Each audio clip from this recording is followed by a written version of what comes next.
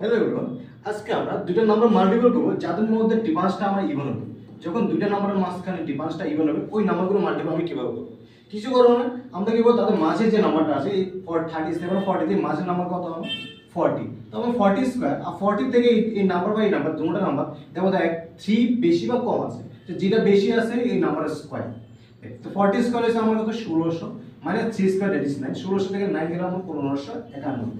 এবং আমার দুটো নাম্বার মাল্টিপল যদি তাদের মধ্যে ডিফারেন্সটা আমার ইভেন হয়। সেম ভাবে দেখো এখানে তাদের মধ্যে ডিফারেন্সটা আমার ইভেন কত, আমার ডিফারেন্সটা হচ্ছে ইভেন, ডিফারেন্সটা হলো আমার 6, তো তাদের মাঝের নাম্বার কত আমার 50 স্কয়ার আর 50 থেকে দেখো এই নাম্বারটা আমার 3 বেশি আছে আর এই নাম্বারটা আমার 3 কম আছে, তাহলে আমার 3 স্কয়ার মাইনাস 50 স্কয়ার মানে 3 স্কয়ার, 50 স্কয়ার আছে 2500, 3 স্কয়ার আছে 9, দ্যাট ইজ 2491।